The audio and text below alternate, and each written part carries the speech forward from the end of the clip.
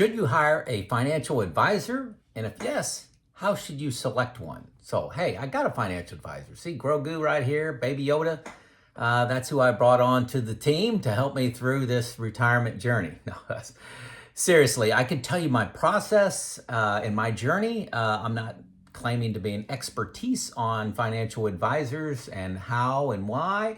There's a lot of information out there on YouTube, but I absorb that information, turn that into action. I hope that's what you appreciate about my channel, just how one man interpreted all the expertise out there. So, hey, if you remember, if you've been a long time viewer, I conducted a survey a little over a month ago asking if you had a financial advisor. Here are the results. 23% of you said you had a financial advisor.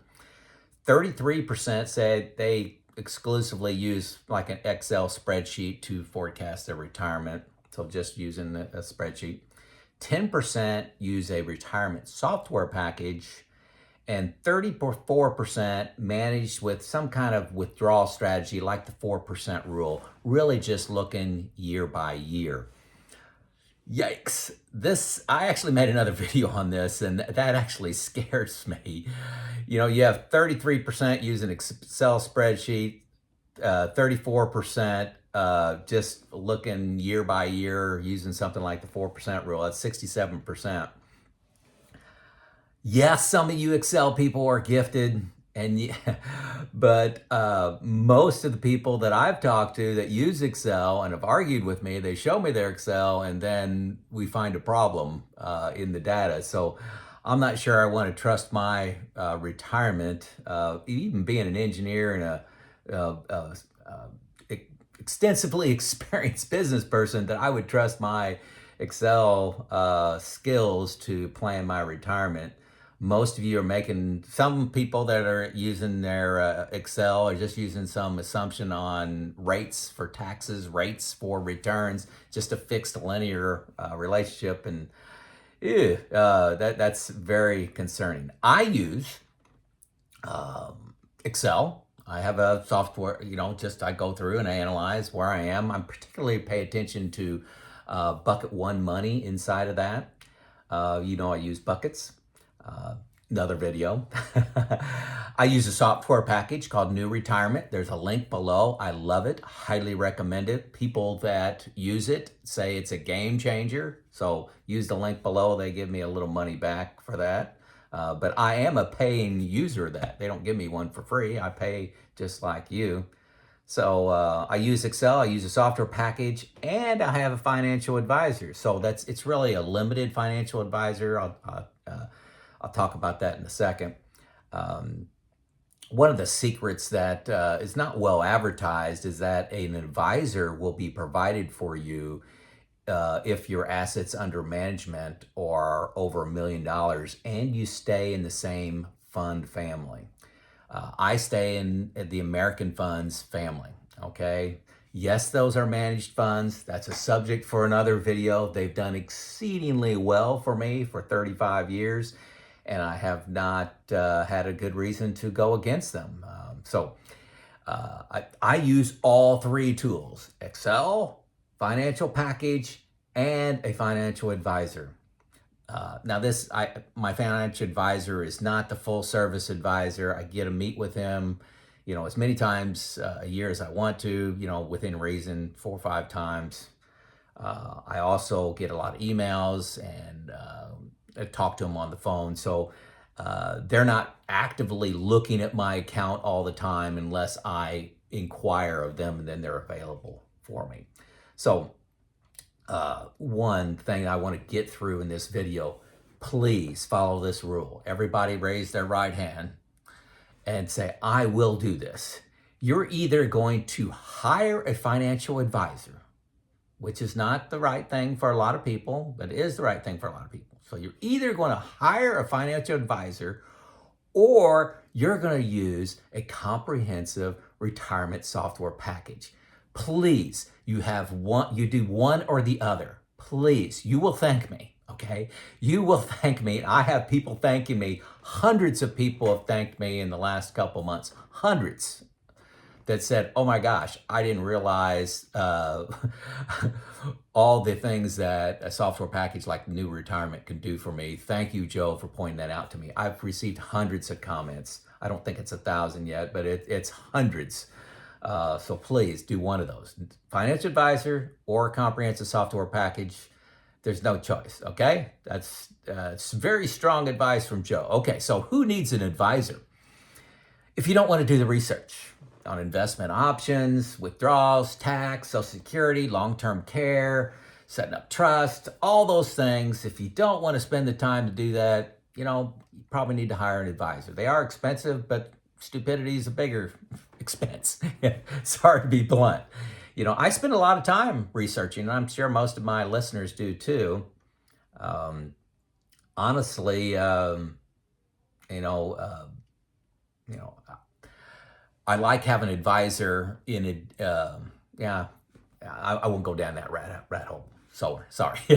So if you don't have somebody, second reason you should hire an advisor. Number one is if you don't want to do the research. Number two is if you don't have anybody else to critique your plan. Folks, you can't sit down in the basement in your bunker and create a plan and not have anybody else look at it. You just can't do that. I've used this example before, but say you write a essay, 100-word essay, simple essay, you reread it 6 times, and then you hand it to your spouse. They read it and find 4 grammatical errors. Okay? You don't want errors in your retirement plan. You can't do those in your own little bubble. You will miss something. I can promise you, you will miss something. That's human nature. So you got to have a friend that you can intimately share with. You got to have a retirement group that you can intimately share with, or use a financial advisor. You've got to have somebody to bounce your plan off of, okay? That's a must. What's the, errors that I've seen, that I've corrected, that my retirement team have corrected inside of my plan and in their plan is, what if you die early, time into Social Security? We've argued about that quite a bit. I've modified my thinking there.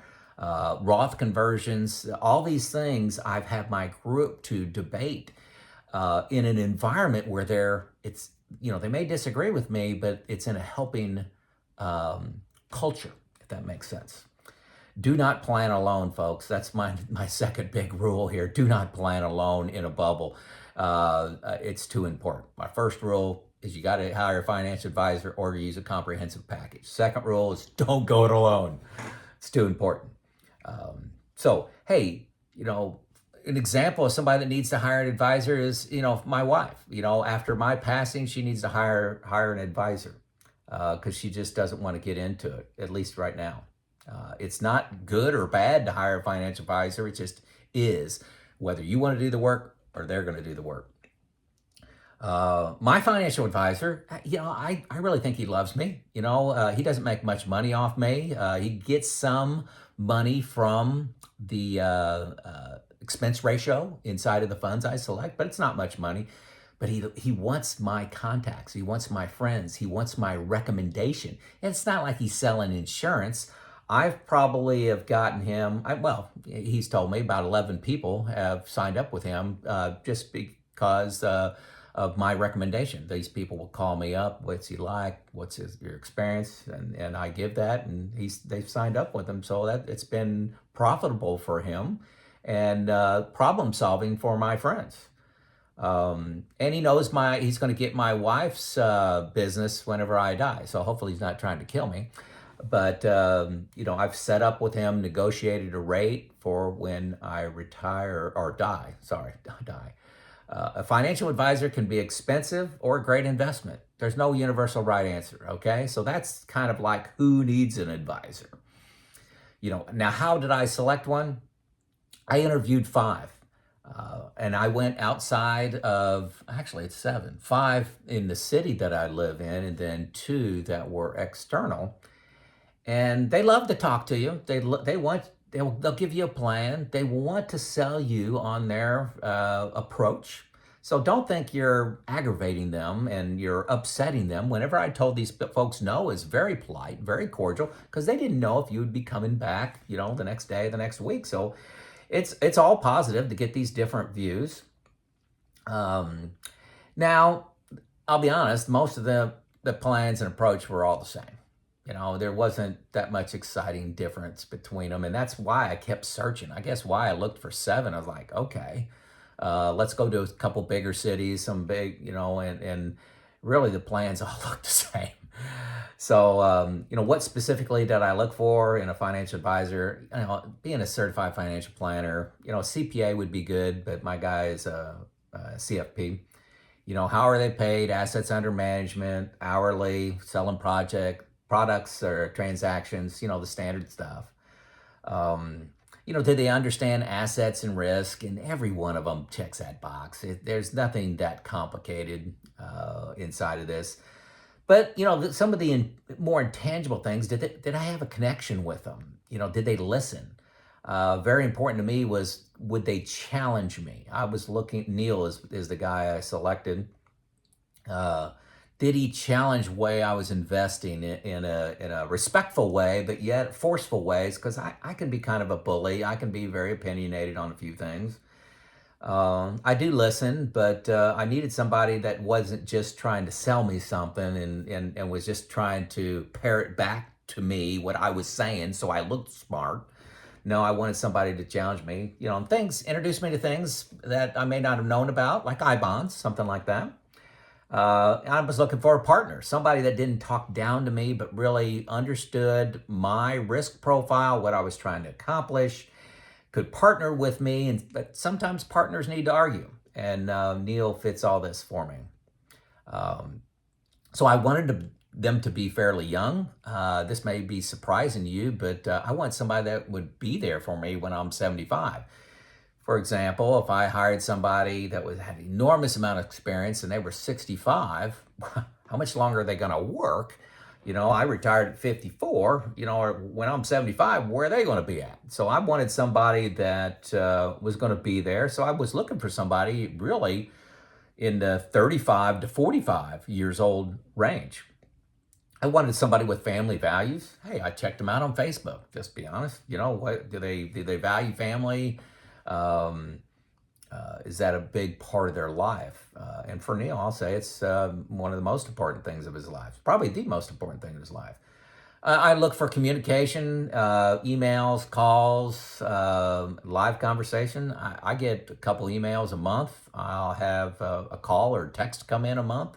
Really unprompted by me. I couldn't ask for anything more. Someone that valued me. They valued me and my relationship with them. I just wasn't one of 200. You're just in the pile of people I talk to. Neil treats me like I'm his only client.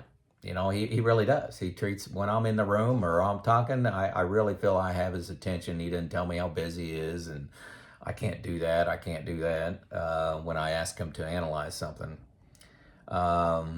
Price is negotiable. If you want to work in, typically, I think standard is 1% under assets under management. But remember, you can argue that everything's negotiable in life, right?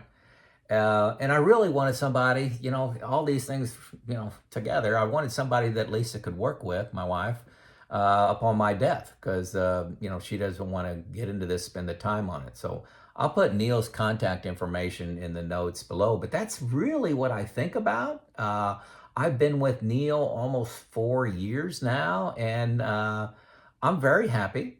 I am constantly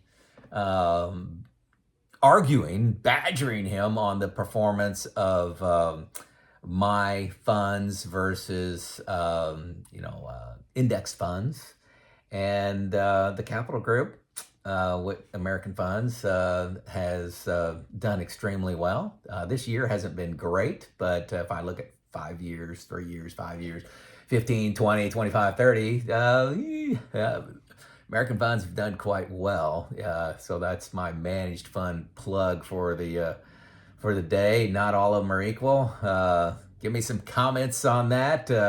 I know they'll come, but hey, how did you select a financial advisor? Do you have different thoughts on why you would or would not select a financial advisor? Let me know in the comments, and please keep telling me where you're from. I just love it. I love hearing where you're from. this has been my journey, and I actually evaluate it every year. Every year, I'm looking at, do I want to keep going down this path that I'm on? And so far, I've been very happy with my approach to managing my finances in retirement. My financial advisor is a key part of that. My financial software is a key part of that. My retirement group's a key part of that. Okay. Takes all of those things and my Excel analysis myself. So, anyway, there you go. This is Joe out.